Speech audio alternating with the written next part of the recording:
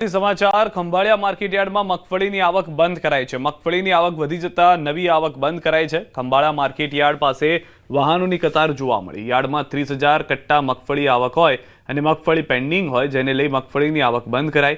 नवी जाहेरात न थाय त्यां सुधी मगफड़ी की आवक खंभाळिया मार्केटिंग यार्ड में बंद कराई है। खंभाळिया मार्केटयार्ड में मगफड़ी की पुष्कळ आवक थता जग्या टूकी पड़ी।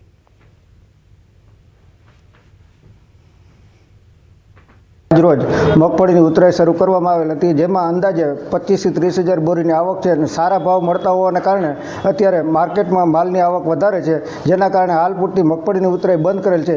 બીજી જાહેરાત કરવામાં ન આવે ત્યાં સુધી મગફળીની ઉતરાઈ બંધ રહેશે। ખેડૂત મિત્રોને ખાસ વિનંતી કે તેઓ પોતાના કમિશન એજન્ટને જાણ કરી અને મગફળીના વાહનો ભરે। ખંભાળિયા એપીએમસી ખાતે મગફળીની આવક વધી જતા નવી આવક બંધ કરવાની ફરજ પડી છે।